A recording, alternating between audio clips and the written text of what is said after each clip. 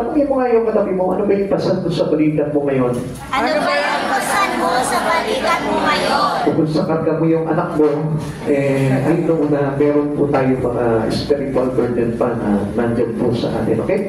Let's go further into our study. So, papaliwanag ko lamang po muna sa inyo kung ano po yung ibig sabihin po nito binasa po natin kanina about Hebrews chapter 9 verse 24. Basahin ko po ulit sa inyo, no? Pakinggan po natin.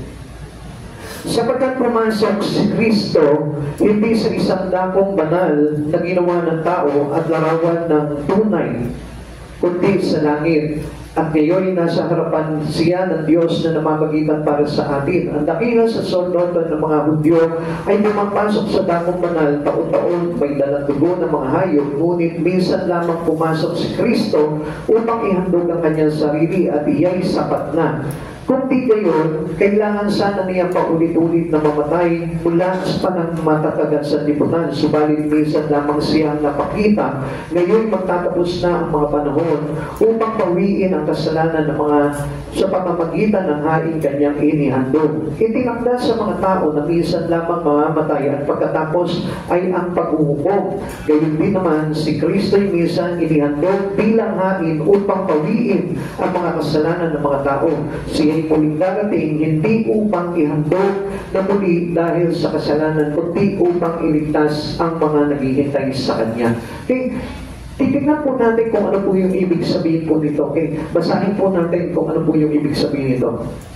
Hebrews chapter 9 verse 24-28 explain that Jesus, our high priest, siya po yung dakilang sacerdote, entered heaven itself once for all time to offer himself as a perfect sacrifice, not in a human-made sanctuary. He is one for all sacrifice at the culminations of the ages, put away sin. Pag sinabing culmination, ibig sabihin po nito, ito na po yung sakdal sa lahat ng panahon. Na wala na po tayong ibang gagawin kundi tanggapin po natin ang Panginoong Jesucristo at manalig po tayo, manampalataya tayo sa dakilang gawa niya na inihandog niya yung kanyang buhay.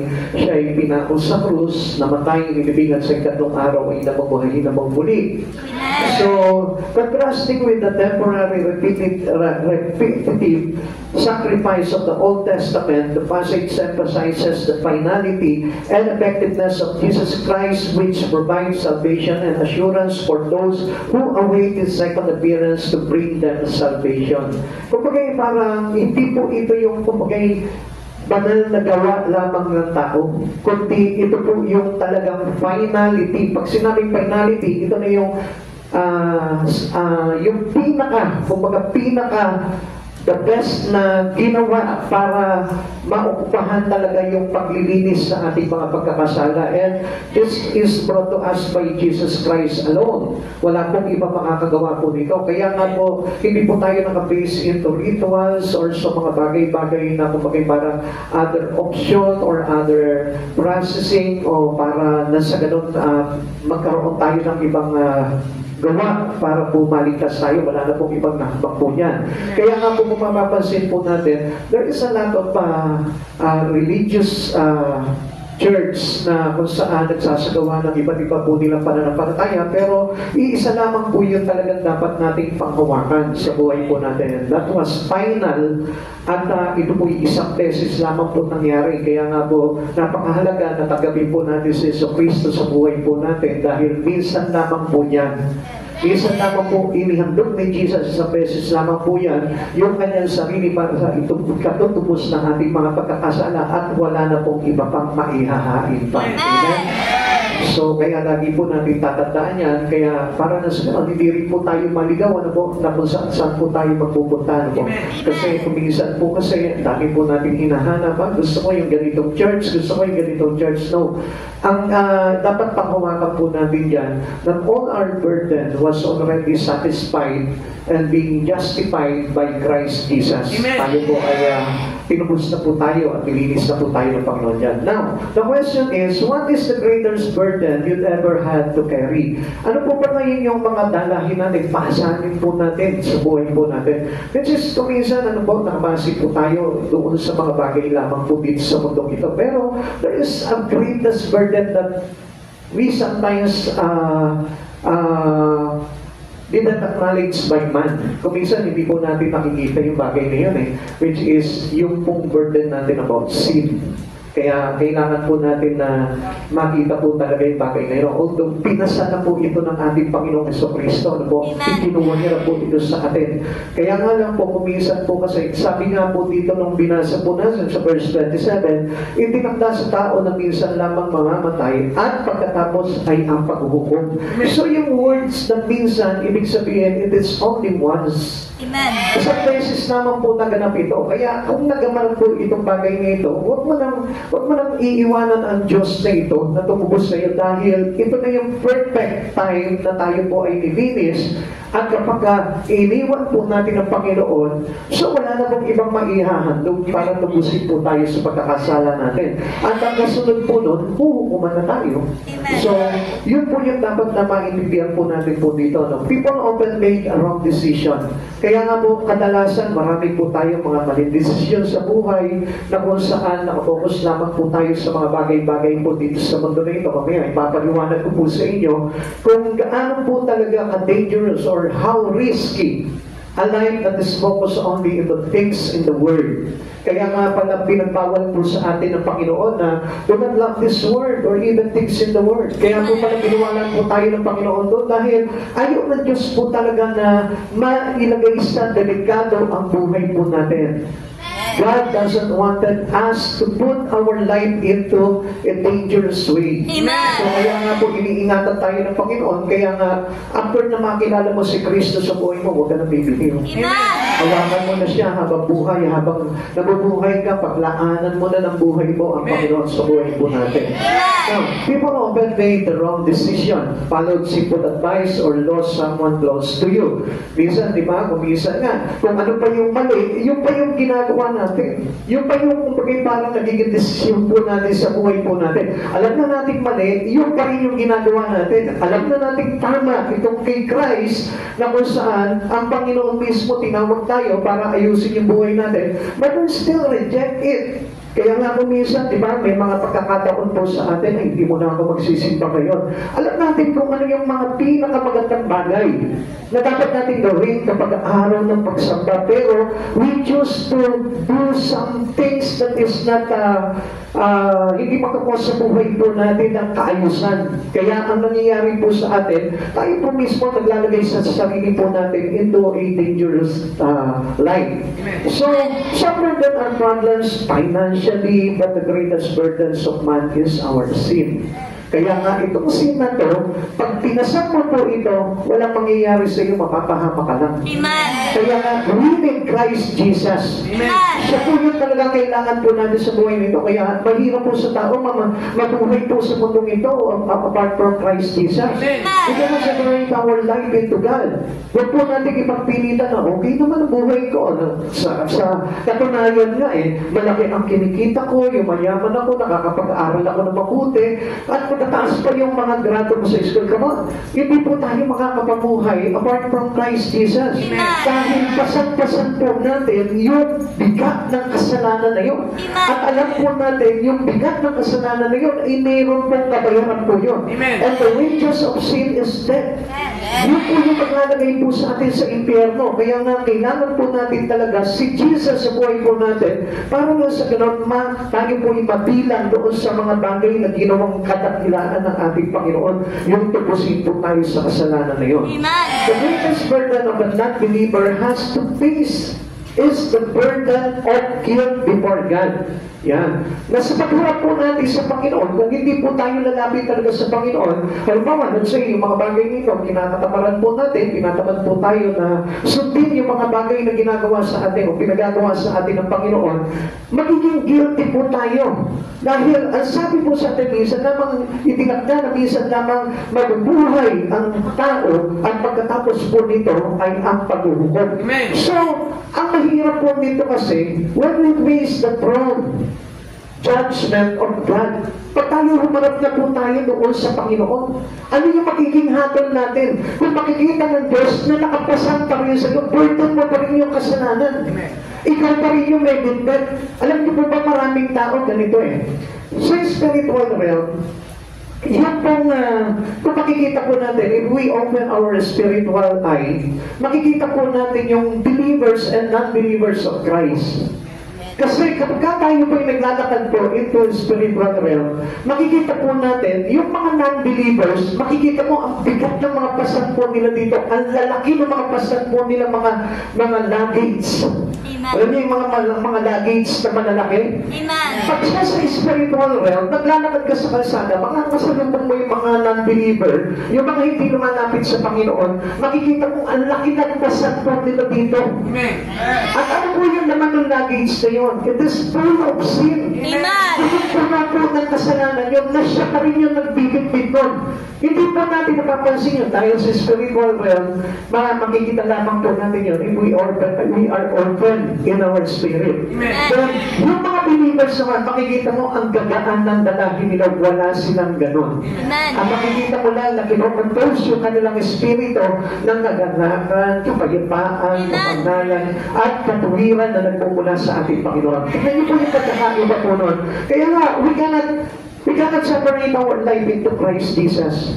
Siya lamang po yung mayroong kapangyarihan na kumuha ng iyong kasalanan at pasanin ito at kasama niyang ipinako sa krus. Amen. Kaya nga, tingnan po natin ano po.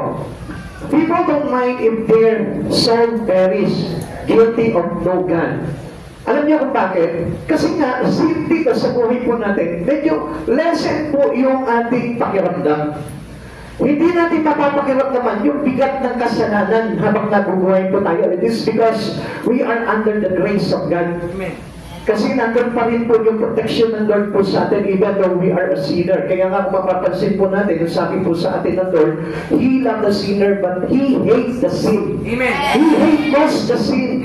Galit na galit siya doon sa kasalanan na yun kasi alam niya na itong mga tao na ito na nagpapakasasa sa mundong ito, hindi nila nakikita yung bigat.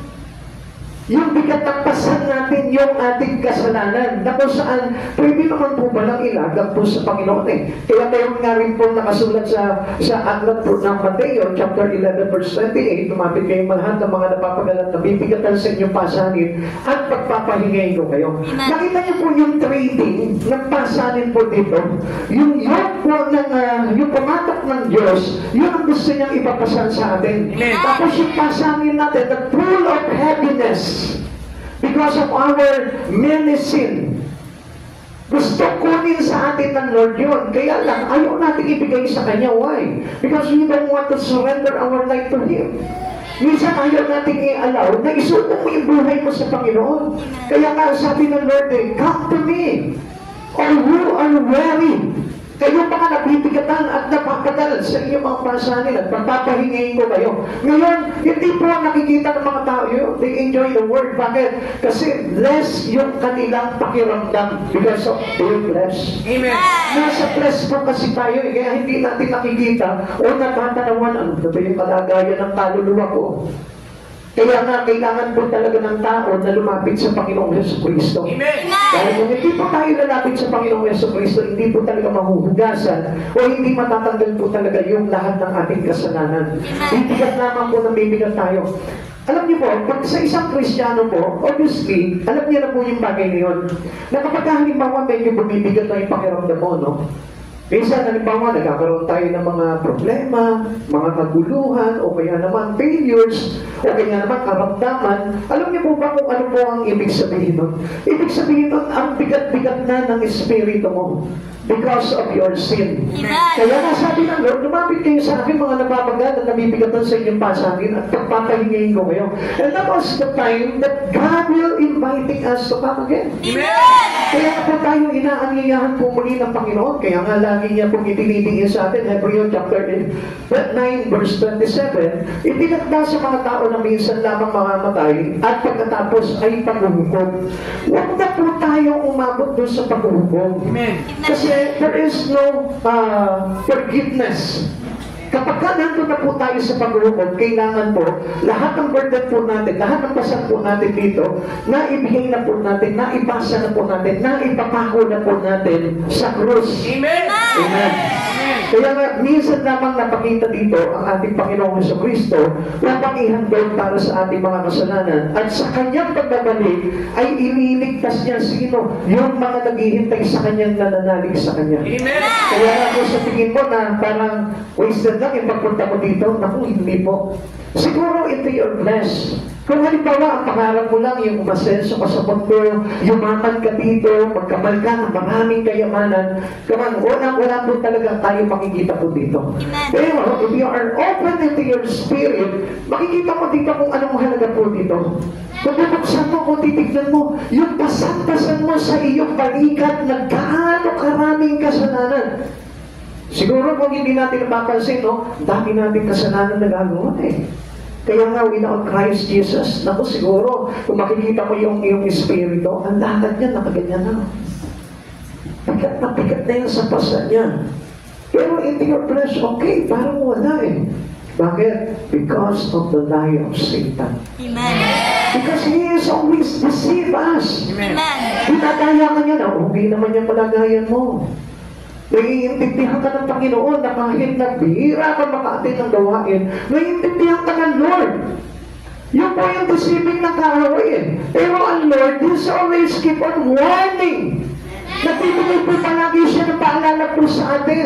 Ginaremay niya po tayo na kapag pagod na pagod ka na, sabi ng Panginoon, lumapit ka na sa Kanya. Kasi yung paghahandog at pag-aalay po ng Panginoon ay para sa ating pong mga makasalanan niya. We came to seek and save the lost. Naparito siya para iligtas po tayo mga makasalanan. Kaya huwag mo sayangin yung pagkakataon na yun. Alam mo, mapalad ka dahil nandito ka ngayon. Amen. Dahil dito, papakita sa iyo ng Panginoon kung paano lahat ng mga pagkakasala mo, since birth up to now, kaya-kaya pawiin sa iyo ng Panginoon yan. Amen. Kaya alam, allow Christ. Amen. Ialam mo po, hintulunan mo si Kristo na linisin lahat yung mga pagkakasala mo. Alam nyo, tayo lamang po yung talaga mag-decide eh. Now, tignan nyo ang mga kapatid sa Panginoon. Marami po nabubuhay sa mundo pong ito. They don't mind if their life is away from Him. Okay lang sa kanila, nabubuhay sila, masaya sila. Bakit? Hindi po kasi nila nakikita yung nakapanta na paparating pagdating sa kanilang kapahamakan. Amen. Lagi natin tatandaan, dalawa ang kahihinatnan. There is always two destinations of man. Accordingly, dito sa kanyang pagkakasulatan. It's either yung iyong eternity is towards heaven, in the presence of the Holy God, or yung isa naman is towards hell. Ganun lamang po yun. At paano po yun? For those, for non-believers, sigurado po yun, doon po talaga sa hell yun. Kahit sabihin mo, mabait ka. Kahit sabihin mo, wala kang ginagawa pagkakasala. Still, if you reject Christ at hindi mo talaga tinanggap si Kristo sa buhay mo, doon ka pa rin patungo. Amen. Kaya nga, kailangan po natin tanggapin ang Panginoon sa buhay natin. Sabi ko nga po, there is no salvation in our religion. Amen. Yung religion cannot save us. Amen. Pero yung relasyon natin sa Panginoon, yung pagtanggap mo sa Kanya, meaning you are open your relations to God, yun yung makakapagpaligtas sa atin. Amen. Kahit pumasok ka ng maraming religion, maraming simbahan ang pasubi mo, kahit na dito sa simbahan na ito, kung gagawin mo lamang po itong religion, ay talagang hindi ka pa rin maliligtas. Amen. Dahil ang totoong kaligtasan, kailangan mayroong kang personal acceptance to Christ Jesus. Kailangan po yun, huwag po tayo magpapataya sa kaway. Minsan, nilalaban pa natin, dito na kasi ako, pinanganak na kasi ako dito. Come on, people of God, you must open your spirit. Amen. Huwag tayo mabuhay lamang po sa flesh. Kaya nga po itong flesh na ito napapahamak eh. Why? It is because of lack of knowledge. Lack of knowing about the truth. Kaya nga, ang sabi po sa the truth will set us free. Yung katotohanan, at si Jesus yung katotohanan na yun. Kaya nga, never let your life apart from Christ Jesus. Huwag kang hihiwalay sa Panginoon. Kahit anong ginagawa mo, estudyante ka, nagtatrabaho ka, pamilyadong tao ka, kailangan idikit mo ng todo yung buhay mo sa Panginoon. Huwag kang hihiwalay. Amen. Nasa yung pinakamalaking risk. Yung walang ka ng gana pagdating sa Panginoon. Okay, tignan po natin kung ano yung mga consequences nun. There are consequences of living without Christ. Marami po yan. Okay, isa-isahin po natin yan. Ano po ba yung kahihinatnan kapag ang buhay po natin malayo sa Panginoon? Number one, your life keep on bondage to sin. Maaaring yung buhay mo ay lagi pong nandun sa pagkakasala. Hindi bibitaw yan. Kahit magpakatalit ka, kahit taon-taon magkaroon ka ng New Year's resolution, magbabago na ako, magbago ka man. If you want to receive Christ Jesus, kung hindi mo itibigit yung buhay mo kay Kristo, wala. Amen. Wala pa rin sa isa yun. Amen. Siguro magsabi na, hindi ako magsisimba, basta ang importante dito, yung New Year's resolution ko, every New Year, maglalagay ako ng resolution na hindi na ako ganito, hindi na ako ganyan, bakit ang gagaling ko na itong mga bagay na yun, then still, you go to hell. Amen. Gusto naman nagbago na nga ako, mapupunta pa ako sa impyerno. Yun po kasi ang sabi po sa atin. Without accepting Christ Jesus in you, there is no salvation. Si Jesus yung way towards eternity. Kaya natin na Jesus is the way, the truth, and the life. Wala mo makakarating doon kung hindi dahil kay Jesus. Kaya lang natin ipagmalaki kung ano yung mga kinagisnan natin. Dahil I tell you, apart from Christ Jesus, we're still on the bondage of sin. Nandun pa rin tayo, nakatalikana pa rin tayo, nakagrapos ka pa rin ng kasalanan. Kahit sabihin mo, dati lagi ako nakikipag-away. Araw-araw, meron ako 5 kaaway. Buti nga ngayon, isa na lang ang kaaway ko sa isang araw. Come on, hindi pa rin po yun yung solusyon. Hindi ka pa rin nagbago. Amen. Ang totoo pagbabago ay yung sinabi ko sa 2 Corinthians chapter 5 verse 17. Those who want with Christ Jesus is a new creation, the old has gone and the new has come. Ibig sabihin, bagong buhay kay Kristo. Hindi bagong buhay kasi nalipat ka ng bahay. Bagong buhay kasi another year to come. Bagong buhay kasi 2026 na sa susunod. Hindi bago ang buhay mo noon, you're still on the old path. Nato pa kayo sa luma. Kaya nga, pag tinanggap mo si Jesus sa buhay mo, there is a new life.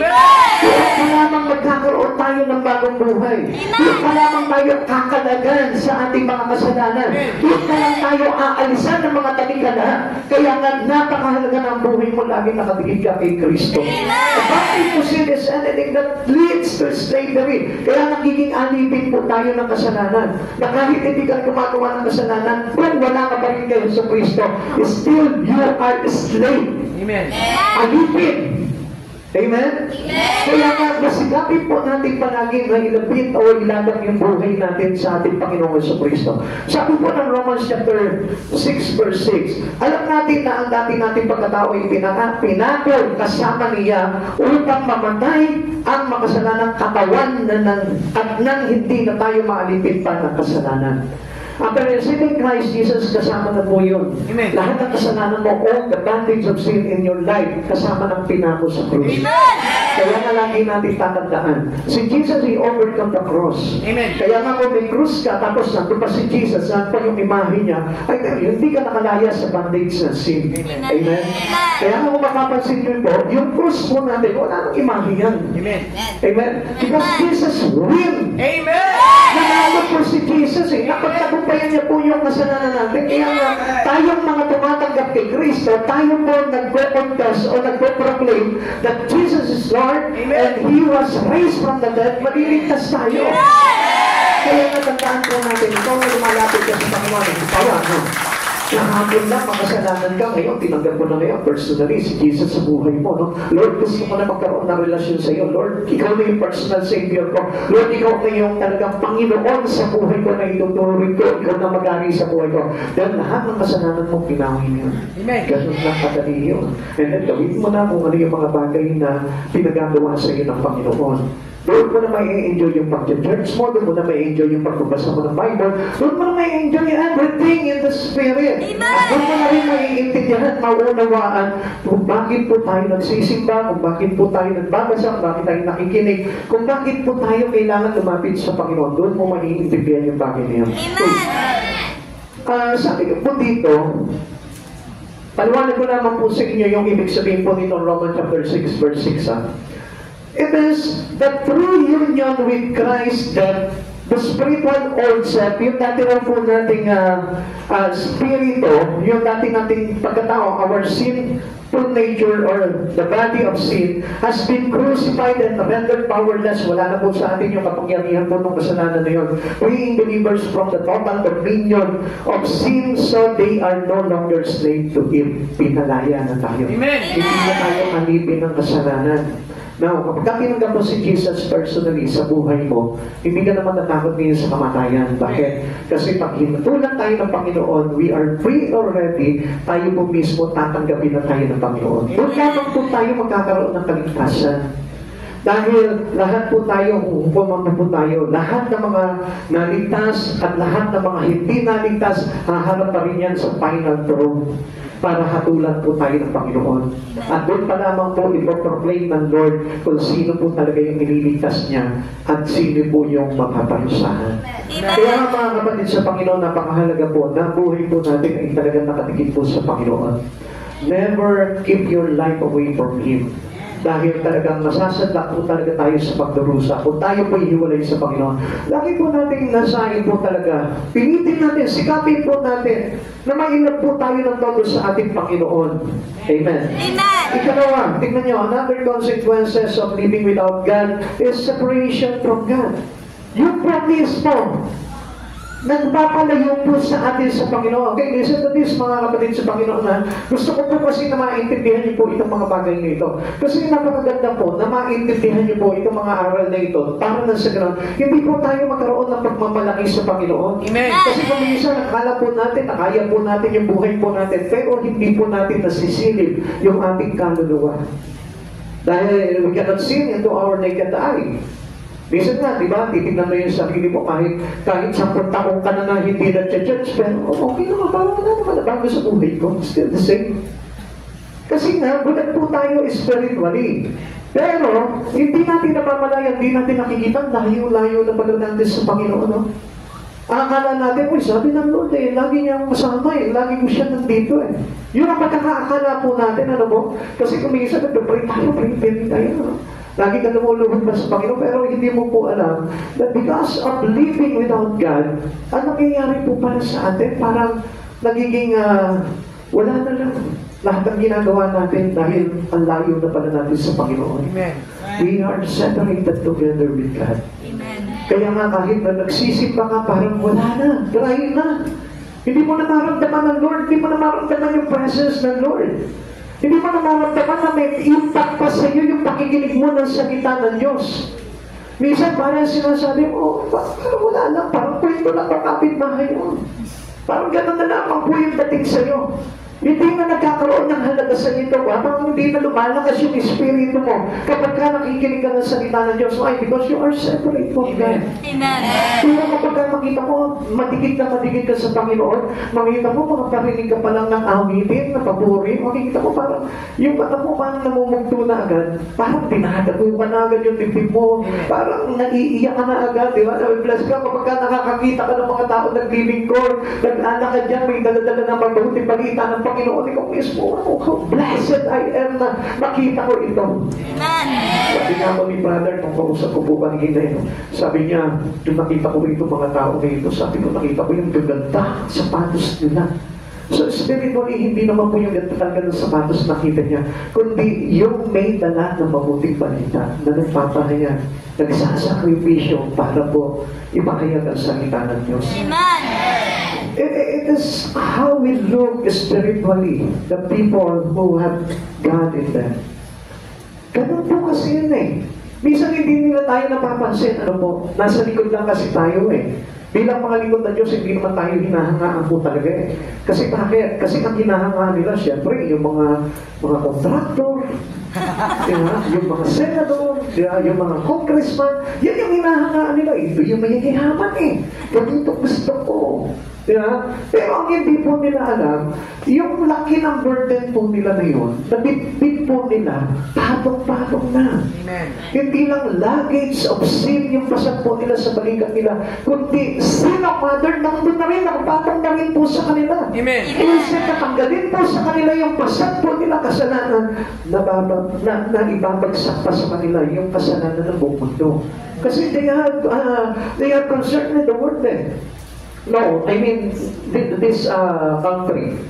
Siyempre sila po yung nanunungkulan. Kaya nakapasok din po sa balikat po nila lahat po ng mga bagay na nangyayari po dito sa mundo ito. Kaya they are accountable doon sa mga bagay na nangyayari ngayon. Ngayon, ito po ang pinakamaganda doon. Tayo, na kapag tayo po'y tumanggap sa Panginoon, ang pinakamaganda doon, laging meron Diyos palaging nasasalo ng lahat ng bagay. Because we are not separated from God. Amen. God hates sin because of what it does to His children. Alam kasi ng Diyos kung anong ginagawa nitong kasalanan na ito. Ngayon, titignan po natin kung ano po itong mga bagay na ito. No? Sabi po ng awit 5 verse 4-6, ikaw ay Diyos na di nalulugod sa kasamaan, mga maling gawain di mo pinapayagan. Ang mga panalo'y di makakatagal sa iyong harapan, mga gumagawa ng kasama ay iyong kinasusuklaman. Pinapaksa mo, Yahweh, ang mga sinungaling, galit ka sa mamamatay tao at mga mapanlamang. So, ibig sabihin, sin will separate us from God. Hindi po talaga makakatagal po talaga sa Panginoon niya. Amen. Alam niyo, if we are enslaved by sin, hindi pa talaga makatagalan yung presence ng Lord. Amen. Ikaw mismo, itataboy mo yung sarili mo because of your sin having in you. Amen. Pagka yung sin na yun, nandito sa balikat mo yun, na lagi sa sin, ay dahil itutulak kanyang palayo kay Jesus. Because sin separated us from Jesus. Amen. Kaya nga kung mapapansin po natin, no, ang daming bagay na nawawala sa atin because of sin. Amen. Because sin is divisive. It causes a rift in the relationship with family and friends, just as it separates individuals from their Creator. Hindi natin namamalayan, wala, hiwalay na pala tayo sa Panginoon. Minsan nasasabi na naman ng labi mo yun, malapit pa ako sa Panginoon kasi nandiyan pa ako. Okay, titignan po natin ito. Kailangan po natin makita po talaga ito kung talagang tayo'y malapit pa sa Panginoon. Always think that sin led us to the things of God. Ito yung pinakabasihan na kung saan makikita po natin, if you are a simple person, namamatay po tayo sa mga bagay sa Panginoon. Amen. Kaya nga, even yung pag-church na natin, kinatataparan pa natin. Amen. Amen? Amen. Kaya hindi pa natin napapansin, wala na tayong gana tungkol sa mga bagay sa Panginoon. Di ayaw na nga natin i-involve yung buhay natin sa ministry. Ayaw na nga natin gumawa sa Panginoon. Ayaw na natin magbasa ng Biblia. Ayaw na natin sumampalataya pa. Ayaw na po natin yung fellowship ng mga kapatiran. Why? Bakit? Kasi nga, we are dead because of our sin. Amen. Dead spiritually. Kaya hindi na natin hinahanap yung mga bagay na yun. Yun yung nagtutulak sa atin. Yung sin na yun, yun nagtutulak sa iyo palayo para ma-separate ka sa ating Panginoon. Amen. Ephesians chapter 2 verse 1-3. Noong una'y patay kayo dahil sa inyong mga pagsuway at mga kasalanan. Sinusunod ninyo noon ang masamang takbo ng mundong ito at dapat ilalim kayo sa pinuno ng mga kapangyarihan sa himpapawid. Ang Espiritu naghahari sa mga taong ayaw pasakop sa Diyos. Kaya kung mapapansin po natin dito, di ba? Parang ayaw po natin. Ayaw ko nag-church, ayaw ko nag-pray, ayaw ko kasama yung mga jolog sa church, di ba? Ayaw ko naman kasama yung mga taong ang hawak palagi, Bible, hindi na cellphone ang hawak, Bible palagi ang hawak, di ba? Ang gusto kong kasama, syempre, yung mga walang tigil sa cellphone. Di ba? Parang tayo na laging hawak cellphone, hindi na nahawakan yung Bible. Amen? Pag nasira yung cellphone, bili agad ng bagong cellphone. Pero pag nasira yung Bible, okay na yan. Tigaan na natin yan. Bigyan na natin, tignan na lang natin. Kahit hindi na mabasa yung letter sa Bible, ano? Pero doon po sa cellphone, palit agad. Okay, tuloy pa po natin po ito. Sabi ng verse 3, ang totoo tayong lahat ay dati rin namumuhay ayon sa pagnanasa ng ating laman at sumusunod sa mga hilig ng katawan at pag-iisip, kaya sa ating tikas na kalagayan, kabilang tayo sa mga taong kinapupuotan ng Diyos. If we are separate from God, the wrath of God is yours. Amen. Amen. Nandun pa rin yung galit ng Diyos sa iyo. Amen. Huwag mo sasabihin na mabuti ang Diyos. Mahabagin ang Diyos. Yes. Pero, kapag ka-separate na yung buhay natin sa Panginoon, wala ka relasyon sa Panginoon, nananatili pa rin sa atin yung poon ng Diyos. Amen. Alam niyo, mga kapatid sa Panginoon, there are always signs that we are dead from Him. Ano po ba? Paano po ba natin makikita? Ano po ba yung mga tanda po nito? Para malaman natin na tayo'y patay pagdating sa mga bagay sa Panginoon. Sign that one may spiritually dead, particularly within the Christian context. Tignan po natin sa atin bilang mga Kristiyano para makita po natin ito. Unang-una, include a lack of desire for God. Walang desire pagdating sa Panginoon. Hindi niya desire na makilala ang Lord. Hindi niya desire na matunghayan o malaman yung salita ng Diyos. Hindi niya desire na matutunan yung mga awit ng papuri. Wala siyang desire doon. Wala siyang desire na magkaroon siya ng kaibigan mga Kristiyano. Wala siyang desire na magkaroon siya ng mga nagtuturo about sa words of God. Ikalawa, responsive to spiritual matters. Makita mo yan, ang nigayahan mo sa church yan, hindi totoo yan, pero I praise God and I thank you God.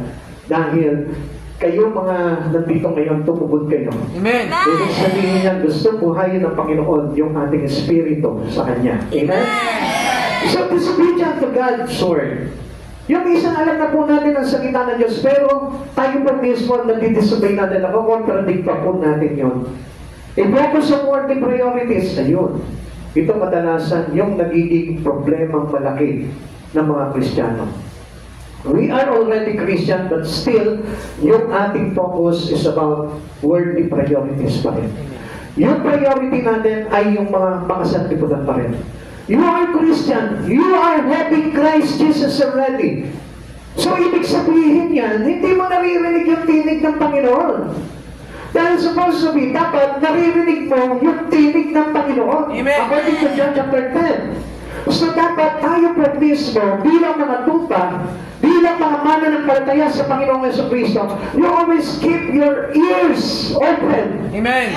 To the voice of the Lord. Kaya nga lang po, dahil hindi po, nakasama po kasi yung ating mga tenga, kaya yung priority natin is about the Word. Amen. Kaya nakikita niyo po, walang halaga sa atin yung mga bagay sa Panginoon. Why? Because we are dead spiritually. Patay tayo sa espiritu. If we are keep on focusing into the worldly things, ang ibig sabihin ng patay ka, kahit sabihin mo Kristiyano ka, born again ka, nagsisimba ka na sa born again, patay pa rin po yun. Huwag mo sabihin, every Sunday, sige, nag-church ka, pero I tell you, patay pa rin po yun. Amen. Dahil supposed to be a Christian who received Christ Jesus and have a living spirit with God, dapat po yan, ang priority na po niyan, yung mga bagay na darating doon. Amen. Amen? Yun na po yung pinagsisikapan natin. You know already your responsibility as we accepted Christ Jesus. Alam na po natin yung mga bagay-bagay na dapat natin ginagawa. Amen? And the loss of connections to God and to the Christian's community. Kaya hindi niyo napapansin, ayoko na mga kasama itong mga tao na ito. Wala nang ginawa, kundi Bible na lang Bible, Bible na lang Bible, pray na lang pray, pray na lang pray, hayo na lang ang hayo. Hindi na natin kinagigiliwan yun because of we are dead in spirit. Amen. And that was the greatest sign ng isang taong patay sa espiritu. Amen. Kaya nga, involve your life to Christ ministry. Amen. Napakahalaga po nito to enhance our spirit, to edify our spirit. You must be involved. Amen. Huwag kang masasapatan sa pag-church mo lang. Amen. Kailangan may ginagawa tayo pagdating sa kaluguran ng Panginoon kasi ito po yung sign that we are being saved. Amen. Amen? Hindi tayo maliligtas sa mga gawa. Pero, dapat ang bunga ng ating kaligtasan ay yung mga bagay na ginagawa na natin for the glory of God. Amen. Okay, meron pa po tayo titignan po dito. Symptoms can manifest. Ano po ba ito magiging sintomas po dito sa bawat tao? Okay. Unang-una, yung pong tinatawag ng moral apathy. Pag sinabi moral apathy, wala po na siyang pakialam sa kabutihan ng kanyang pag-uugali. O, bahala kayo. Bakit? Ganito na ang ugali ko eh. Wala na kayo pakialam doon. Yung hindi niya talaga interest na magbago yung ugali niya. Kung masungit, masungit na yan. Amen? Amen. Para natulala po yata marami. Ha? Hello? Nandiyo pa po ba kayo? Amen. Another symptom symptoms is void in conscience. Wala. Ibig sabihin, wala nang pakialam sa konsensya niya. Kahit na kinukonvict na siya ng Lord, wala siyang pakialam. He's dead in his conviction. Bali, wala na sa kanya to. Kahit na parang sinasabi sa kanya ng Panginoon, "Oh, na, lumapit ka sa akin." Hindi pa rin lalapit po yan. They don't mind. They don't want to listen anymore to God. They don't want to listen to his conscience. Ayaw niya daw yung mga bagay na yun. Patay na siya at bingi-bingihan na po siya dun sa mga bagay na yun. Minsan sinasabi na nga sa iyo ng Panginoon, "Anak, gusto ko maging bold ka. Gusto ko magkaroon ka ng ministry. Gusto ko maging pagpapana ka sa aking church, sa aking templo, sa mga kapatiran."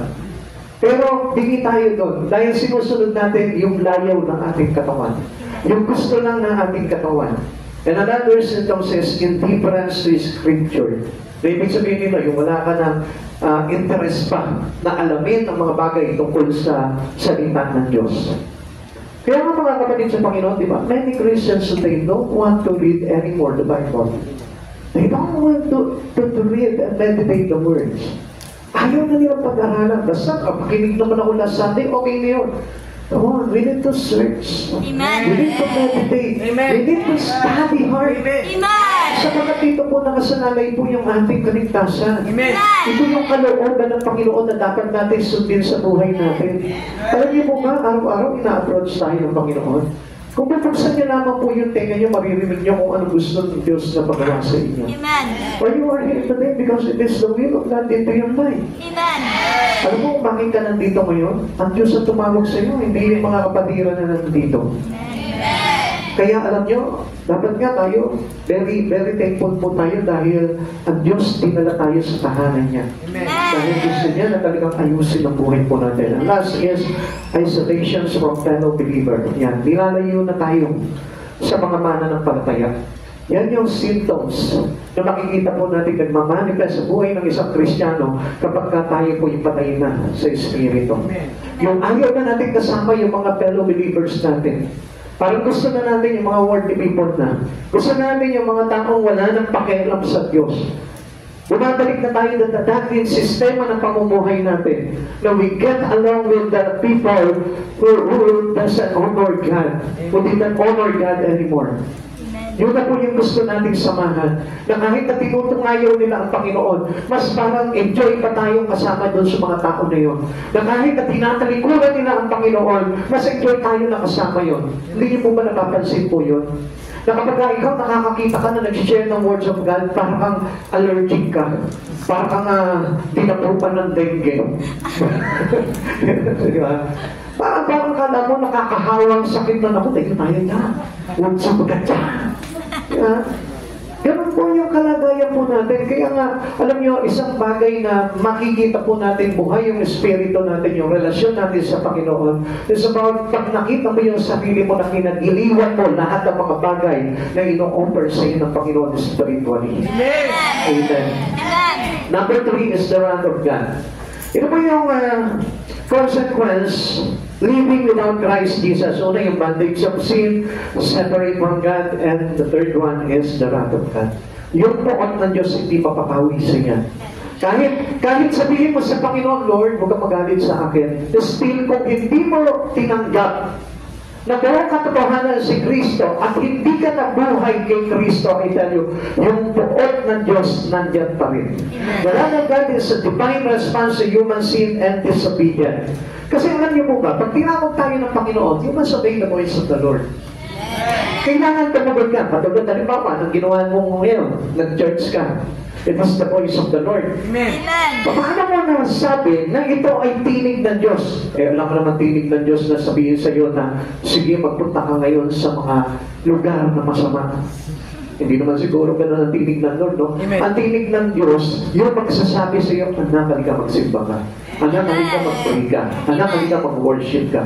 Anak, halika, may papakilala ko sa iyo. Mga tao naglilingkod sa Panginoon para ikaw mismo maturo ang kanila ng mga bagay sa Panginoon. Yun po yung tinig ng Lord. Amen. We cannot deny it dahil ang gusto talaga ng Lord yung kaligtasan natin. Amen. And upon obedience obedience to Him, doon po tayo talagang nagkakaroon ng kapawian pagdating sa galit ng Panginoon sa buhay natin. Alam niyo, nakakatakot po ang galit ng Diyos. Amen. Sapagkat pag sumagat po talaga yung apoy sa dibdib ng Diyos, I tell you, wala na pong awat po yun. Amen. Amen. Sigurado na po na tayo po ay talagang ikukulong sa kaliliman. Kaya ngayon pa lamang po, dito po natin mapapawi yung puot ng Diyos sa atin. Yung tayo po ay lumalapit sa Panginoon. Amen. We are living in the presence of God. We are living in the voice that are commanding to us by God. Tayo po minsan, madalas hindi po tumutubol talaga sa Panginoon. Kaya ano po nagiging response ng Lord po sa atin? In our disobedience to God, it is His wrath. Amen. Yung kanyang poon. Kaya alam niyo, kapag tayo po hindi po tayo tumutubol sa panawagan ng Panginoon, nandun yung poon ng Diyos. Dahil gusto na tayong iligtas ng Panginoon, gusto na tayong paawat ng Lord doon sa kanyang poon, pero still, anong ginagawa ko natin? Parang sinusubok natin ng Lord. Hindi, okay lang itong buhay ko, Lord, huwag mo akong pakilaman. Don't mind my life. It's mine. Parang sinasabi natin sa Panginoon, Lord, akin itong buhay kong ito. Hindi mo kailangan pakilaman itong buhay kong ito, Lord. It is mine. Kaya nga, sinusuko natin sa Panginoon eh. Because God paid it in full. Amen. Binayaran itong buhay natin. Sinagip tayo ng Lord. Tinubos tayo ng Lord sa isang malaking halaga. Kaya yung buhay po natin is not already ours. Amen. Kaya wala natin makakapagmalaki sa Panginoon. Pag sinabi ng Lord sa iyo, I want you in my church. I want you into my ministry. Wala kang magagawa doon. Amen. Kung papaunlakan mo ang Panginoon. Dahil this is our obedience to Him. Amen. Yung pagsunod natin na paglalagay sa atin para pawiin yung poon ng Diyos. Amen. Kayo, halimbawa, pag may mga nakagalit, sa bagay, yung iba hindi na nakikipagkasundo. Galit. Di ba? Wala na kasi yung kanilang conscience, di ba? Ang umiiral na yung galit eh. Pero alam niyo, sa totoo lang, ang response po natin kapag may nakagalit tayo, di ba dapat sinusuyo natin? Uy, sige na, batin na tayo. Sige na, mamaya, libre kita ng Jollibee. Uy, babatiin na kanya. Di ba? Ganun po tayo. Nilalambing natin yung tao kapag nagalit sa atin, di ba? Pero ngayon, hindi na. No? Pag ganito, bahala ka, magalit ka. Bakit? Ganun ba marunong magalit? Ganun ka, galitin mo. Di ba? Ganun tayo, yung response natin pagkatan eh. Kaya nga, pagdating sa Panginoon, nagiging ganun din yung response natin. Instead of being humble, instead of being obedience to Him, Lord, susunod na ako sa iyo, Lord, huwag ka lang magalit sa akin. Lord, napapakumbaba ako sa iyo, patawarin mo na ako. Lord, kung hindi ko nasunod itong bagay na ito, Lord, magbabago na ako. Ayusin ko na, Lord. Di ba? Nagpapakita ka ng pagsuyo sa Panginoon mo, Lord. Please, papakabahin na ako, Lord. Magbibigay na ako doon sa kapitbahay namin ng ulam. Diba? May suyo tayo, no? Hindi na ako magiging madamot, Lord. Pag mayroon akong 1 kilong adobo, Lord, yung 3/4 na bibigay ko sa mga kapitbahay ko, yung 1/4 na lang sa akin. Amen? Kaya hindi magbibigay 1 piraso lang. Kaya lalo na galit yun, sabihin sa iyo, oh, ito ka pa rin. Sabihin ka sa iyo, di ba? Amen? So, sumusuyo tayo para mapawi po yung poon ng Diyos. Ganun po yung kailangan natin. Paano natin susuyuin ng Lord? Obey His Word. After obeying His Word, ano pa yung dapat? Humble yourself before Him. Amen. Mga kapatid sa Panginoon, madali lang naman po talagang pakalmahin ng Diyos eh. Kasi ang Diyos, kapag lumalapit ka, sabi niya, makalimutan ko na lahat ng iyong pagkakasala. Amen. Basta ano ang mahalaga sa Panginoon, yung tayo'y lumapit sa Kanya.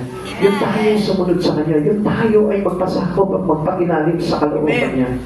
Romans chapter 1 verse 18, nahayag mula sa langit ang buot ng Diyos, laban sa lahat ng kalapastanganan at kasamaan ng mga taong sumisiil sa katotohanan sa pamamagitan ng kanilang kasamaan.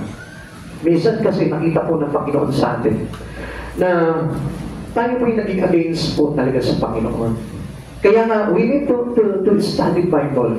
Kailangan na malaman po natin kalooban ng Panginoon. And let us all obedient to the words.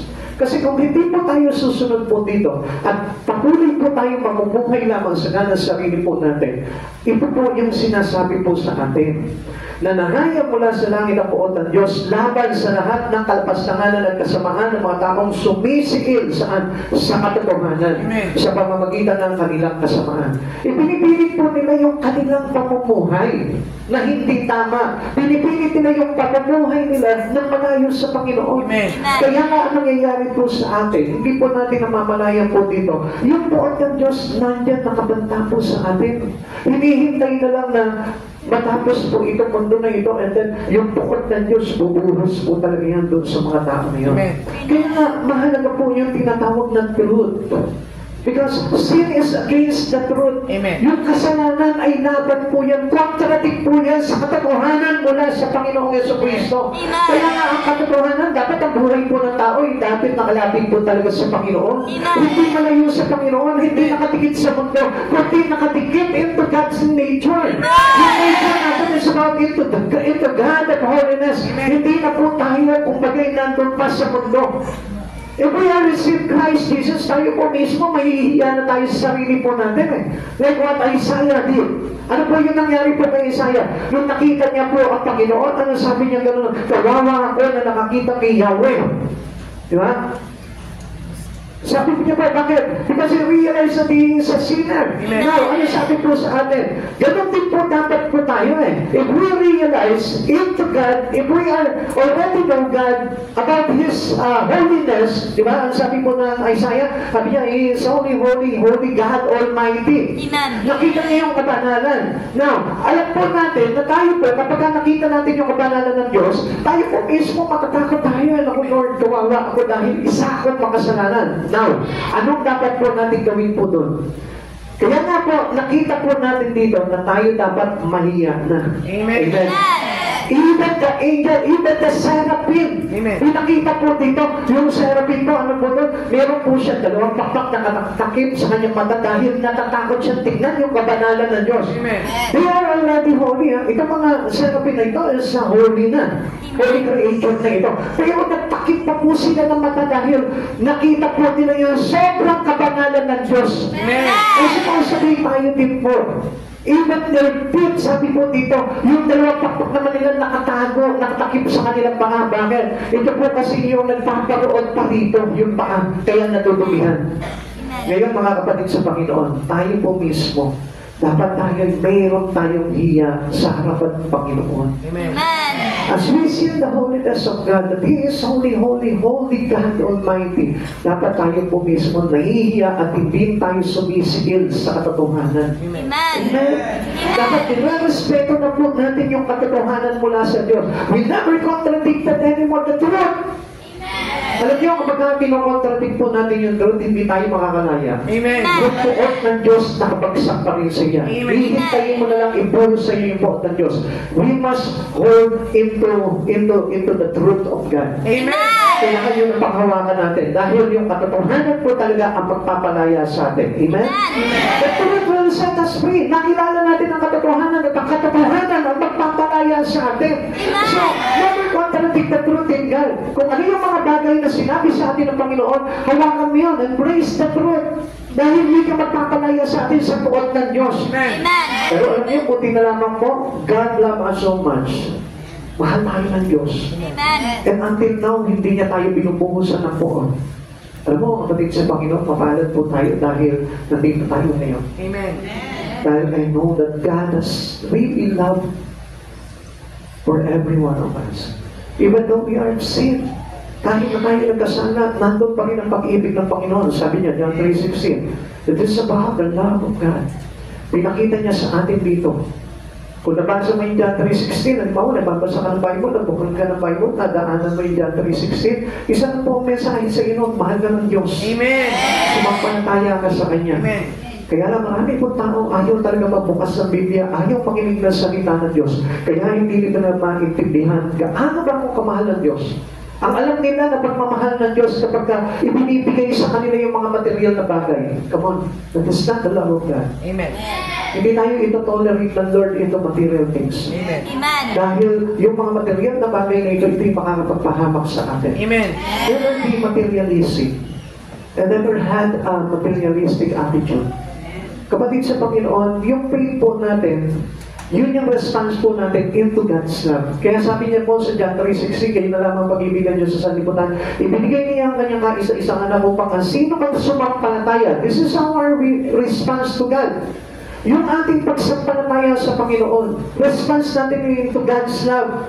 That we put also our love for Him.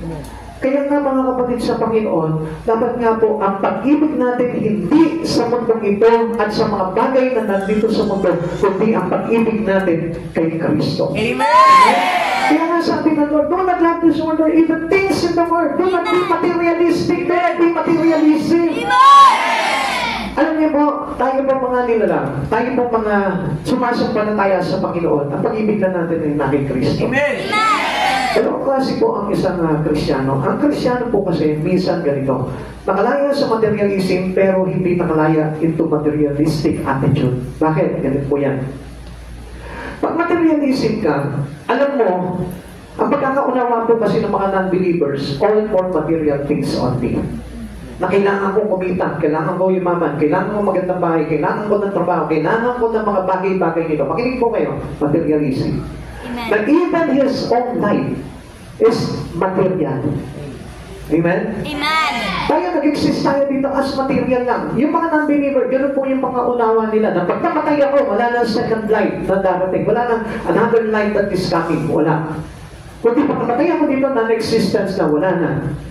Tayo hindi po tayo ganun. Dahil tayo mananampalataya na. Alam na natin ang kahalagahan ng langit. Alam na natin na mayroon nag-aabang po sa atin na buhay na walang hanggan. Kaya nga, we overcome materialism. Pero, karamihan sa mga Kristiyano, hindi nakaligtas doon sa tinatawag ng materialistic attitude. Gusto pa rin puno siya ng pera. Gusto pa rin maraming ari-arian. Gusto pa rin mamahalin yung kanyang suot na damit. Hindi pa rin nasiyahan sa ukay-ukay. Gusto niya pa rin, mga branded pa rin yung mga suot niya. Amen? Amen. Can I hear some amen? Amen. Wow. Salamat sa Panginoon. Di ba? Amen? Amen. Hindi masiyahan doon sa mga bordoloy lang sa katawan. Gusto pa puro ginto. Uy. Di ba? Puti na lang kay Pastor. Dating ginto, ngayon puti na. Amen? Kasiyahan tayo sa mga bagay na yun. Kung gusto po natin na ma-overcome po natin, yung tinatawag na materialistic attitude. Amen. Kasi ang gusto po talaga ng Lord, that we do not love this world or even things in the world. Kasiyahan na tayo kung ano yung bagay na meron po tayo. God's love is so much. Okay na yun eh. Okay na yung pag-ibig ng Diyos eh. Kompleto na po yun. Masiyahan ka na sa pag-ibig ng Panginoon. Amen. Hindi mo yan katulad na pag-ibig, ano pa ng mister mo, no? Hindi ko kayo pinag-aasawa, hindi ko kayo pinag-aaway mag-asawa, no? Yung mister mo, kung minsan, bibigyan mo, okay nga, masiyahan ka na dyan, okay, di ba? Hahanapan mo pa ng mga bagay yan. Ang Panginoon, sapat na nandyan siya, panalo ka na. Kompleto ka na. Di ba? Kung minsan tayo, naghahanap tayo, gusto kong mapangasawa, yung mayaman. Di ba? Hindi ka bubuhay, basta mayaman. Di ba? Ganun yung pag-ibig ng tao. Pero ang pag-ibig ng Diyos, sapat na. Na kahit na sino pa tayo, ibibig tayo ng Panginoon. Diba? Sabi ko ng John chapter 3 verse 36, sabi ko dito, tell us we are under His wrath, we don't accept the gift of salvation. Come on, kung minsan, dire-reject natin ang Lord. Hindi natin tinatanggap ang Diyos, pero tinatanggap natin yung mga bagay sa mundo. Amen? Amen. Like for example, tignan mo, nagkaroon ka ng trabaho, tapos araw na nito, mayroon ka pa rin trabaho. Anong ibig sabihin nun? Nireject mo ang Lord. Pero hindi mo nireject yung trabaho mo. Amen. It is materialistic attitude. Amen. Yun pa yung nagpapakita na tayo po hindi re-reject natin ang Panginoon. Amen? John 3 verse 6, ang sumasampalataya sa anak ay may buhay na walang hanggan. Ngunit ang hindi sumusunod sa anak ay hindi magkakaroon ng buhay. Sa halip, mananatili sa kanya ang poot ng Diyos. If our priority is not God in our life, I tell you, it is a rejection to God. Yung galit ng Diyos, yung poot ng Diyos, nandiyan pa rin po sa atin yan. Kaya nga, make Jesus the priority of us. Na kahit na sabihin mo pa yung buong kayamanan ng mundo, yun ang kapalit ng pagcha-church mo, never accept these things. Amen. Kapalit ng Panginoon sa buhay mo. Amen. Amen. If you are truly a child for God, Kung tayo talaga totoo, mananampalataya kay Jesus, dapat we must obey the words that brought to us salvation. Amen. Ito yung salita ng kaligtasan eh. Yun yung nagsasabi sa atin eh, na dapat you must seek God first. Amen. Put God first into our life. Put God first into our priority. Hindi lang ibang bagay ang priority po natin. Dahil pagdating ng araw, tayo po mismo sasagsangin tayo ng Panginoon, titignan ng Panginoon, sino yung priority mo dito sa mundong ito. At pag nakita ng Panginoon, napakaliit ng atensyon na ibigay mo sa Panginoon at hindi ka man lang nagkaroon ng pagpapalaga sa Panginoon, I tell you, you will be rejected and the wrath of God is yours. Kaya mga kapatid sa Panginoon, ingatan po natin yun. And last, ang ika-apat po yung tinatawag ng eternal death. Ito po yung pinaka dapat po na hindi tayo dito mapunta. All of us will die physically. Mamamatay po tayo lahat sa katawan. Pero sabi nga po, ganito eh. If we are believers already, true believers to Christ already, hindi na tayo dapat matakot sa kamatayan. Dahil ang pananaw na po natin dapat as believers to Christ Jesus, that this is the door of eternal life. Amen? Amen. Na ang kamatayan, parang ka lang nagbukas ng pinto para makapunta ka kay Jesus. Sa mga believer yun. Pero pagdating sa mga hindi mananampalataya, asahan mo that your eternal life will be goes into hell. Sa kamatayang ikalawa. When non-believer dies spiritually as well, spending an eternity in hell, separated from God.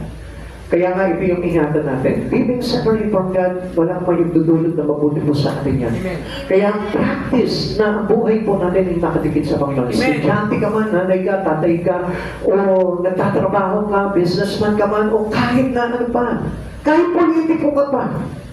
Dapat ang buhay po natin, sanayin po natin na nakadikit sa Panginoon. Amen. Hindi nawawala sa Panginoon. Not only that we are only keeping our life on Sunday for God. Come on, hindi po ganun. Kailangan daily in your life. Amen. Sa buong isang linggo, sa buong isang taon, sa buong buhay mo, kailangan ang buhay natin ay natin Kristo. Amen. O kung hindi natin kaya gawin po yun, ihanda natin yung sarili natin sa pulot ng Diyos. And it will go us into eternal death. Kapatid sa Panginoon, nangangatakot. Sayang yung pag-asang ibinibigay sa atin ng Panginoon. Alam niyo, hindi masama mangarap sa mundong ito, pero yung makalimutan mo ang Panginoon sa buhay mo, yun ang pinakamasama. That is a dangerous thing that will happen into a person. Yung dahil sa mga pangarap niya sa mundong ito, nawalan na siya ng pangarap sa mga bagay sa kaligtasan. Amen. Kapatid, ito yung dapat nakatakutan natin. Alam niyo mga kapatid sa Panginoon, masarap po na tayo po ay nasa Lord dahil tayo po ay nakakatiyak na hindi po magdudulot sa atin ito ng ikalawang kamatayan. Dahil sabi nga po dito, Pahayag 20 verse 14, pagkatapos ay itinapon sa lawang apoy ang kamatayan at ang Hades, ang lawang apoy na ito ay pangalawang kamatayan. Huwag po natin hayaan na mapunta po tayo dito. There is still a chances for every one of us. Amen. Kung medyo tinatamad-tamad ka pagdating sa mga bagay sa Panginoon, it is danger. Amen. Nakakatakot. Dahil ang ibig sabihin po nito, that you are died spiritually. Patay yung iyong espiritu. At kailangan po natin buhayin po ito. Amen. Dahil kailangan makita ng Panginoon, masilip ng Panginoon, na buhay siya sa puso mo. Amen. Kaya nga sabi ko nga po sa inyo, there is no Sunday Christian. Amen. Walang Sunday Christian naman po. Relasyon mo kapag Sunday na sa Lord. Kailangan na practicein po natin yung pamumuhay na laging nakadikit sa ating Panginoong Hesus Kristo. Ano ba yung kanina yung sinasabi po sa inyo about materialism and materialistic attitude? Ganito po yan eh. Katulad po kay Lazarus at yung rich man. Ito po ang si Lazarus, di ba? Sacrifice work to God. Parang sinakripisyon niya yung buhay niya for the glory of God. Ito yung pinapakita dito, na kahit na nahihirapan siya, kahit na may karamdaman siya, kahit na siya pulupin, na halos wala siyang makain, nagtitiis siya. Amen. And he never compromised his life into sin. Pinakita niya na lumayo siya sa kasalanan. Pinakita niya na hindi siya naging kaisa sa kasalanan ng ginagawa ng mga sanlibutan. Amen. Alay po, di ba sa buhay po natin ngayon, we enjoy sin. Bakit? Paano pa nangyayari yun? As a rich man, ito po mayaman, worldly living yung kanyang focus. Kaya nga pinakita po dito na siya po'y nabuhay, enjoy niya yung kayamanan, meron siya tagapagbihis, meron siya tagapagpainom ng alak, meron po siya tagapagpakain. Lahat nandun po, na-enjoy niya yung sarili niya. Kaya nga po, ano nangyari mo dito? Okay, basahin ko po sa inyo para maintindihan niyo po ito kung sinasabi ko po sa inyo. Na kung minsan nakala natin, hindi naman masama na, syempre, nangangarap ako, yumaman ako. Minsan nakala po natin, hindi masama yun, hindi naglalagay sa atin sa bagay na masama. Okay, tingnan po natin sa Luke chapter 16, verse 22 to 25. Basahin ko po sa inyo bago po tayo matapos po dito. Ano po? Sabi po dito ng Lucas chapter 16 verse 22 to 25. Namatay ang panubi dinala ng mga anghel sa piling ni Abraham. Namatay rin ang mayaman at inilibing. Sa gitna ng kanyang pagdurusa sa Hades, tumingala ang mayaman at kanyang natanaw. Sa malayo si Abraham, kapiling si Lazaro. At sumigaw siya, Amang Abraham, mahabag po kayo sa akin. Utusan ninyo si Lazaro na isausaw sa tubig ang dulo ng kanyang daliri at palamigin ang aming dila sapagkat naghihirap ako sa apoy na ito. Listen, ha? Ngunit sinabi sa kanya ni Abraham, Anak, alalahanin mong nagpasasa ka sa buhay sa ibabaw ng lupa at si Lazaro ay nagtiis ng kahirapan, ngunit ngayon inaaliw siya rito samantalang ikaw na may nagdurusa. Tingnan niyo po yung sinabi po ni Abraham po dito sa mayaman na ito. Listen, I want your spirit to be open wide. Gusto ko po bukas yung inyong tayo dito para na sa ganang pagdating ng araw, hindi tayo magsisi. Ito po yung sinabi ni Abraham, direct from heaven. Tingnan niyo ba, ha? Ngunit sinabi sa kanya ni Abraham, Anak, alalahanin mong nagpakasasa ka sa buhay sa ibabaw ng lupa at si Lazaro ay nagtiis ng kahirapan, ngunit ngayon inaaliw siya rito. Samantalang ikaw, sabi niya, na may nagdurusa. Alam niyo mga kapatid sa Panginoon, kung ang priority mo sa buhay na ito, mabuhay ka dito para magpakasasa lamang sa kalayawan ng mundong ito, pagdating ng araw, there is consequence. Amen? There is consequence. Ang kahihinatnan po ng buhay na pagpapakasasa sa mga kalayawan sa mundong ito is in hell. Amen. Bakit? Kasi hindi ka marunong magtiis. Kasi hindi ka marunong masiyahan. Ang inibig mo lamang yung mga bagay na kalayawan na pinagnanasaan ng mga taong walang pananampalataya sa Diyos. Dapat tayo po na nakakilala na sa Panginoon, makita natin ang kahalagahan ng pagtitiis pagdating sa ating Panginoon. Hindi naman sinabi ng Lord na maging mahirap ka. Actually, kapag tayo po, inuna natin ang Panginoon sa buhay po natin, hindi naman tayo maghihirap eh. Kaya unahin mo lamang ang Diyos sa buhay mo, hindi ka paghihirapin ng Lord, because there is always promises of God. Sa lahat ng mga taong inuuna siya sa buhay niya, seek ye first the kingdom of God. Pag sumakita niyo ng higit sa lahat, pag-arihan kayo ng Diyos at mamuhay ng ayon sa kanyang kalooban, at ang lahat ng inyong kailangan ay idadagdag niya. Amen! Sa Panginoon, there is a promise. Amen! Ang Diyos na nangangako na hindi kanya paghihirapin. Amen! Kaya lang, alam niyo, hindi po natin matiis eh. Gusto natin makipagsabayan tayo into the people who don't have God in their life. Gusto natin makipagsabayan tayo sa mga mayayamang kaibigan natin, sa mga taong hindi kumikilala sa Panginoon. Isa nagtatanong po sila, masama po mayaman. Hindi naman masama mayaman eh. Kaya lang, alam niyo po ba, ang level ng kayamanang ibinibigay sa atin ng Panginoon ay nakabase sa sukat ng iyong pananampalataya.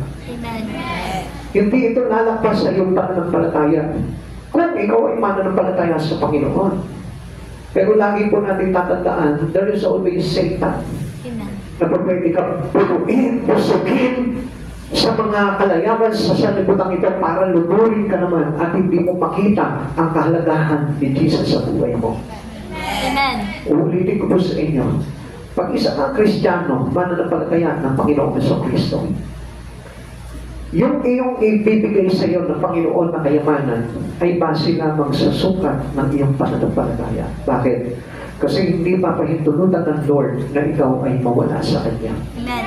Kaya nga hindi nyo napapansin, maraming mananampalataya tumatalikod sa Panginoon pagkatapos maoperan ng mga bagay sa sanlibutan.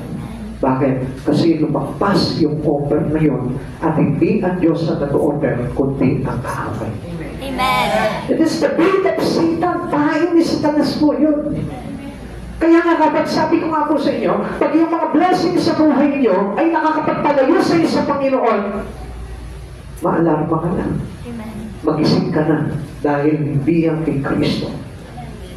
Dahil lahat ng bagay na meron tayo, dapat yan nakapagbibigay karangalan sa Panginoon. Amen. Kayamanan ka, may ari-ariya ka, tingnan mo itong mga bagay na ito kung nagagamit mo for the glory of God. Amen.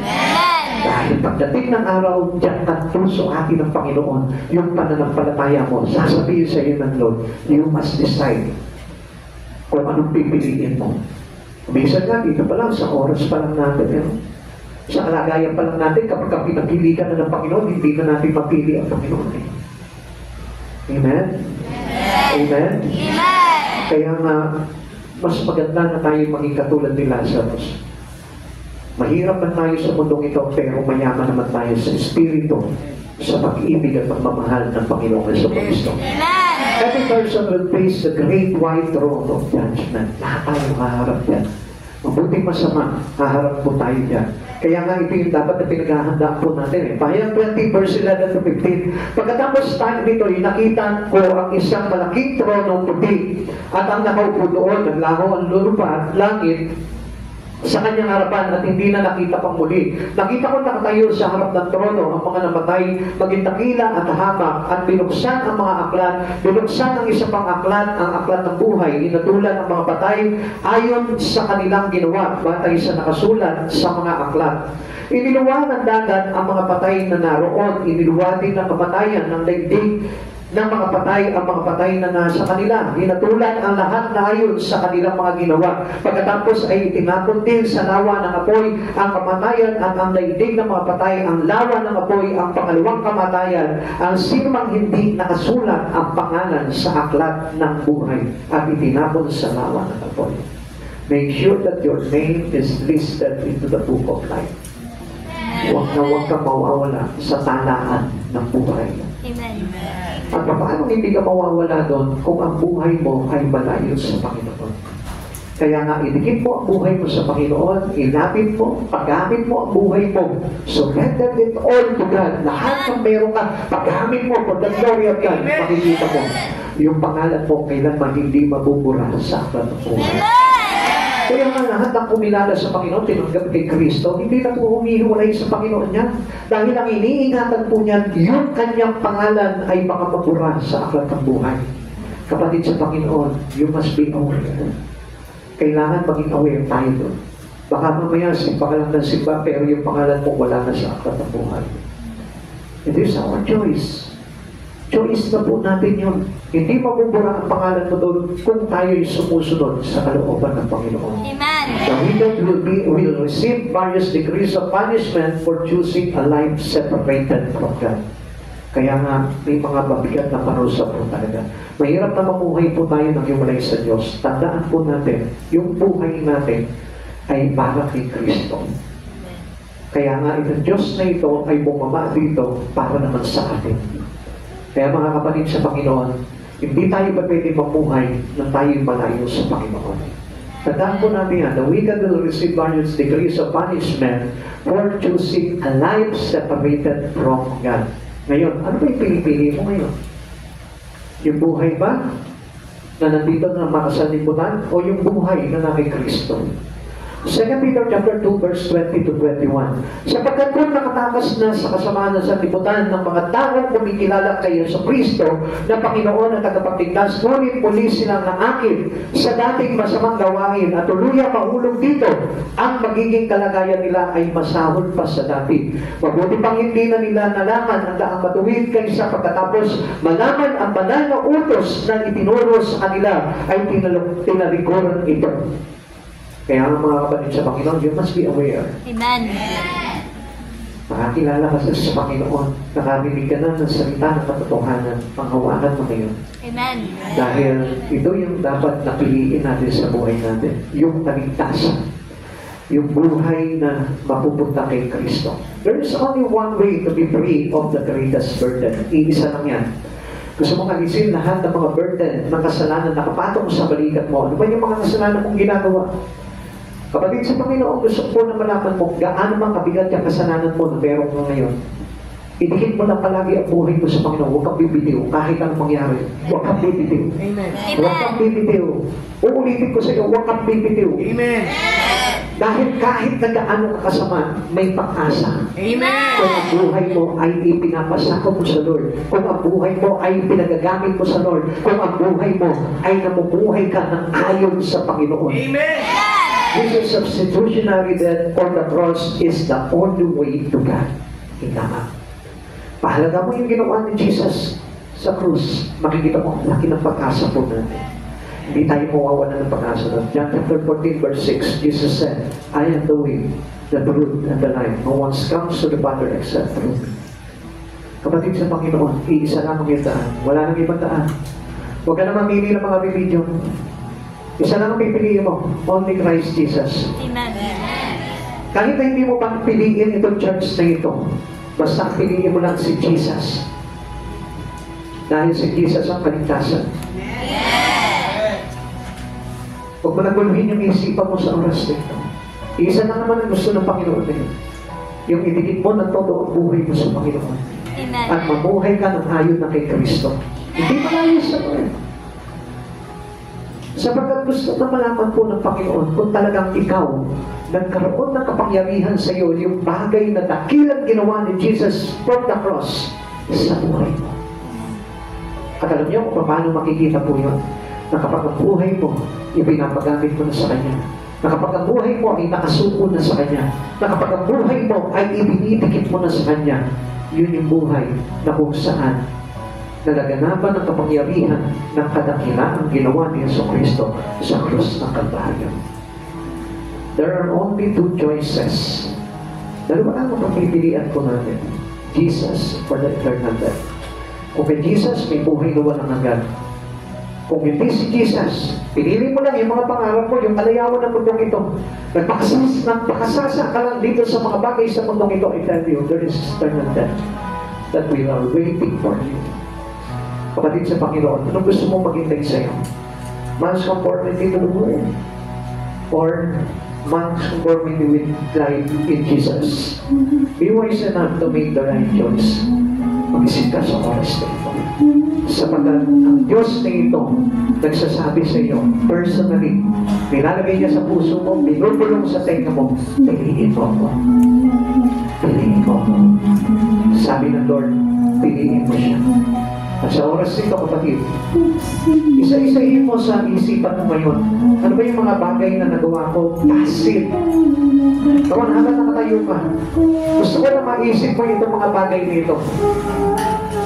At kapag naisip mo na, lahat ng mga kasalanan pinagkagagawa mo, lahat ng mga kasalanan kalikuan sa pamumuhay mo, then ito naman ang isipin mo ngayon. Why you are here today? Bakit nandito ka ngayon at ipinaririnig sa iyo ng Panginoon na ibigay mo ang buhay mo sa Kanya, ilapit mo ang buhay mo sa Kanya, ibigay mo ang buhay mo sa Kanya, maliligtas ka. Di ba napakaganda?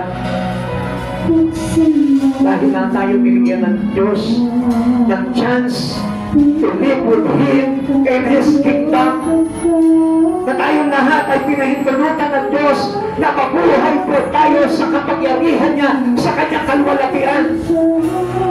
Ayaw ng Diyos kasi napakapag tayo. Bakit ka nandito ngayon? Maybe hindi mo naiintindihan dahil wala ka pang simpatya pagdating sa mga bagay na spiritual. But I tell you later, ilalagay sa puso mo ng Panginoon kung bakit ka tinawag niya sa lugar na ito. Kung bakit niya pinapasok dito sa lugar na ito. Dahil ang mahalaga sa Panginoon, hindi yung buhay mo ngayon, kundi yung buhay na napaparating para sa iyo, na inihahandog sa iyo ng Diyos sa buhay na walang hanggan. You must have Jesus in your life. Tandaan mo, kung may bagay na mahalaga sa buhay ng isang tao, walang iba, kundi ang Panginoong Jesucristo. Hindi ang kayamanan ng daigdig mo.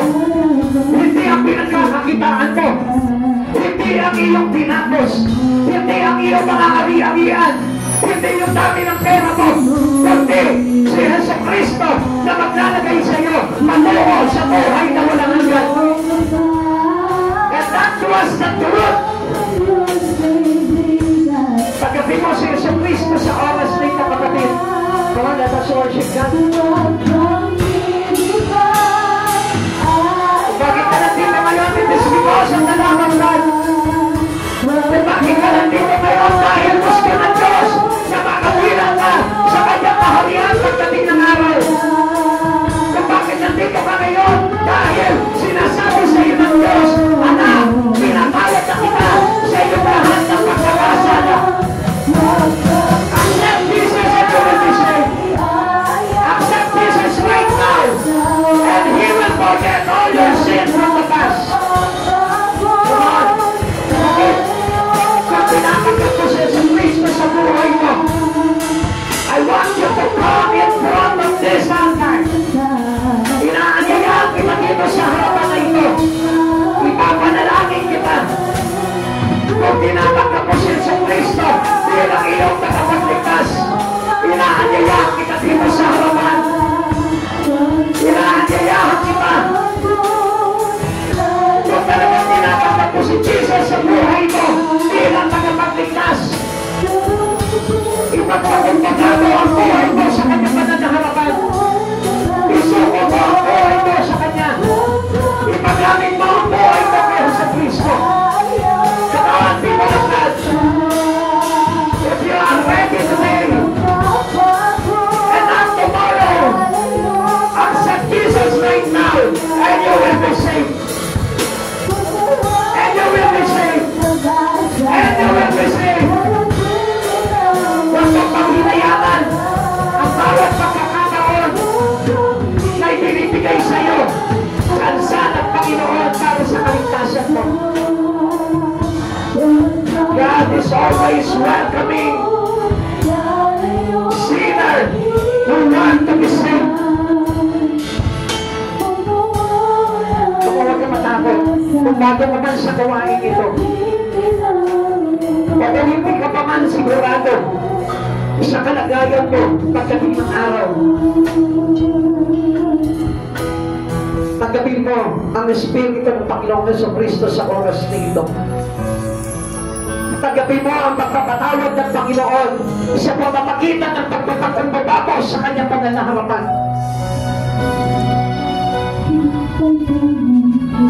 Ilagay mo sa puso mo si Jesucristo.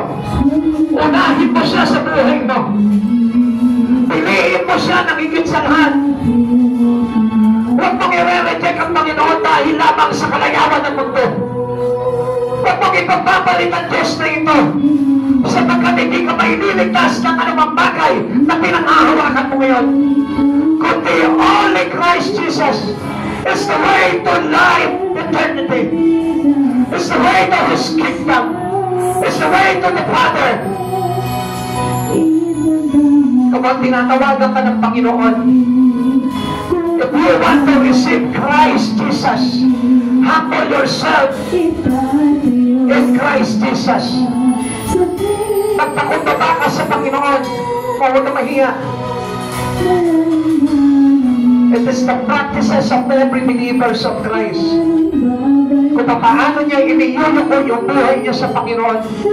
Naalala mo kapatid, ang dami mo mga pagkakasalang pinagdaanan. Ang dami mo mga bagay na bumangga sa kalooban ng Diyos. Pero dahil sa habag at pag-ibig ng Diyos, hindi mo ba nakita na sa oras na ito, inaabot ka pa rin niya? Kung makipag-usap ka sa Panginoon, kausapin mo siya. Kausapin mo sa Panginoon. Ano ba mga pagkukulang mo? Ano ba mga kakulangan? Ano ba mga bagay na nagagawa mo laban sa Kanya? Ang Diyos, malambot ang puso at handang magpatawad sa lahat ng mga pagkakasala ng tao na lumalapit sa Kanya. Come on, take this opportunity. Come on, grab this opportunity. Agapin mo si Jesucristo. Come on, isuko mo yung buhay mo sa Kanya. Sabihin mo sa Kanya, Lord, Ikaw yung aking Diyos na tagapagligtas. Wala nang iba. Come on, humble yourself before God. Iyukan mo yung buhay mo sa Panginoon. Kapatid, iyukan mo yung buhay mo sa Lord. Kapatid, iyukan mo yung buhay mo sa Lord. Ipakita mo sa Panginoon na nagpapakumbaba ka sa oras nito at pinagsisisiyan mo lahat ng iyong mga pagkakasala. Hallelujah, glory to Jesus. Lord, ito Christ, Lord, ito Christ. Panginoon, abutin mo sila, O God. Patawarin mo kami lahat, O God. Sa lahat ng aming mga pagkakasala sa iyo, O God. Sa mga nagdaan, Panginoon. Patawarin mo kami, Lord. Nagpapakumbaba kami lahat sa oras na ito, Lord. Alam namin, Panginoon, na mayroon kami mga pagkakasala. Inilulog po namin ito sa iyo, Panginoon. Come on, humble yourself before God. Humble yourself before God. Humble yourself before God. Maniwala ka sa oras na ito. Kinakatakbo ka ng Panginoon. Maniwala ka sa mga oras na ito. May dahilan ng Panginoon kung bakit nandito ka ngayon. Kung bakit nasa ka sa harapan.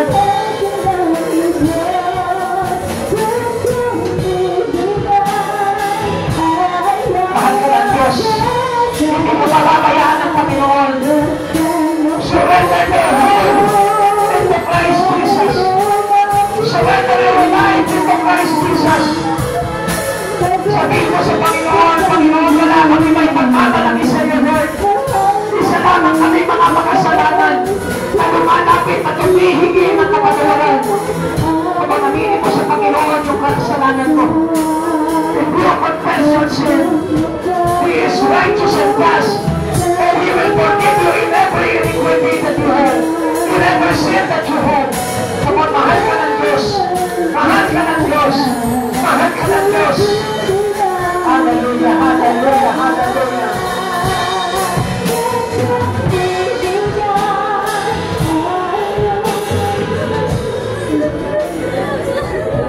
You are the God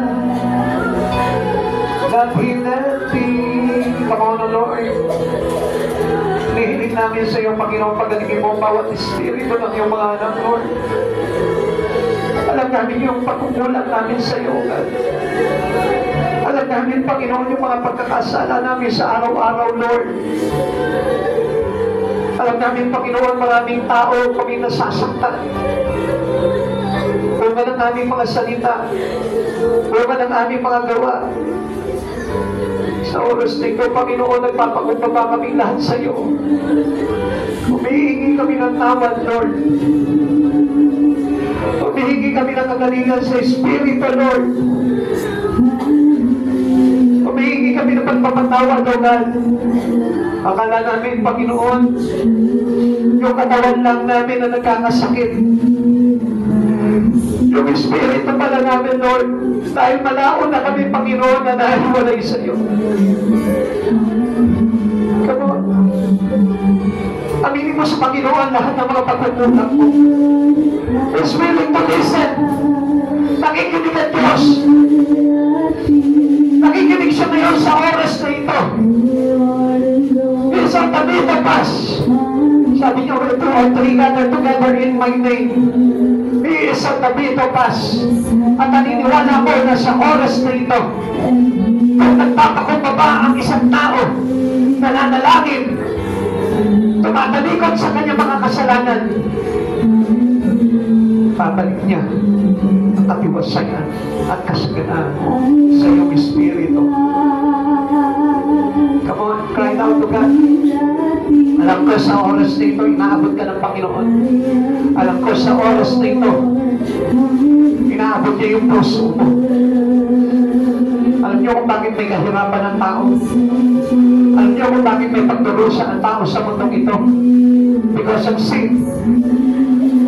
At kapag alam mo, kapag isinubo mo ang kasalanan na yan sa harapan ng Panginoon, makita mo gagaan ang pamumuhay mo. Gagaan ang espiritu mo. Gagaan ang lahat sa buhay mo. Sapagkat na sino man lumalapit sa Kanya ay nakakasumpong ng kapahinga.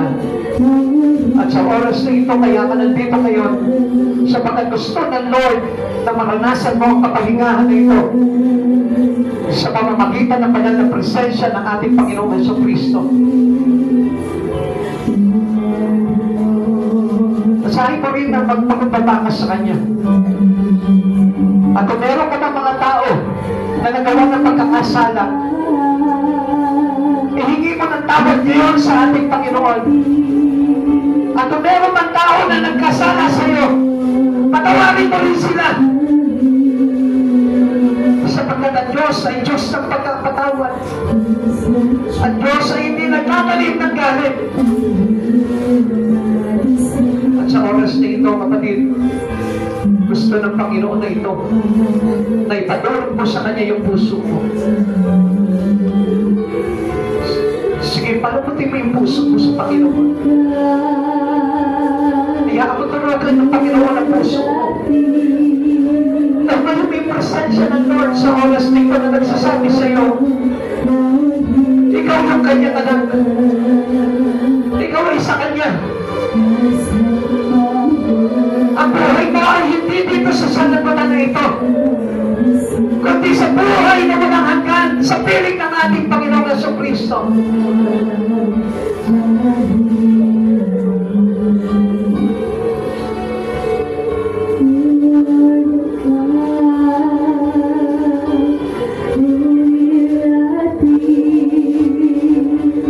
Ama naming Diyos, patuloy kami nagpapakumbaba sa iyong banal na harapan.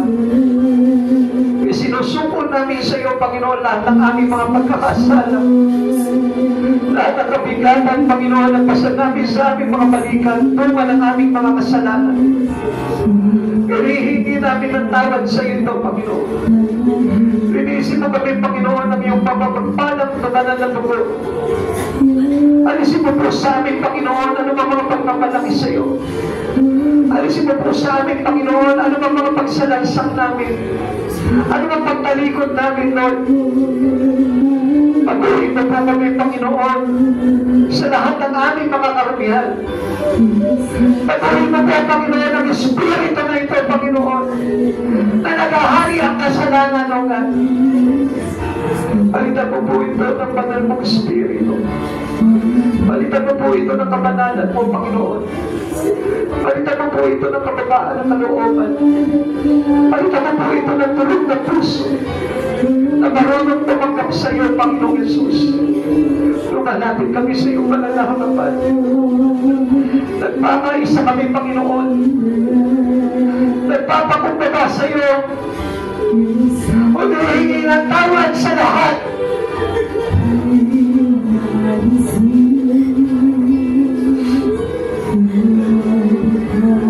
Come on, pray on God. Manalangin ka sa Panginoon.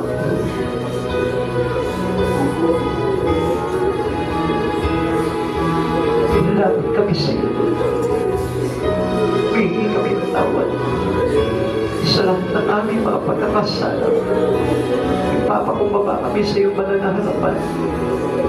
Linisin mo po kami, Panginoon, mula ulo hanggang talampakan. Panginoon, ipinapasang namin sa iyong buhay dito, Lord. Alam namin, Panginoon, marami pa ikaw may pagkukulang na nagawa sa iyo.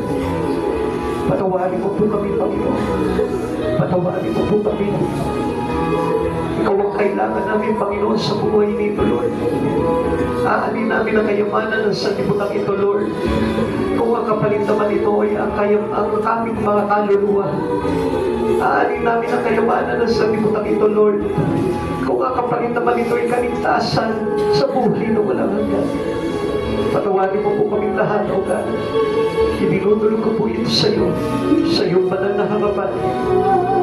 Kami lahat, Panginoon, ay nagpapakumbaba, nagkakaisa, natagapin, Panginoon, ang maluwalhating Espiritu mo, Lord, sa aming mga buhay.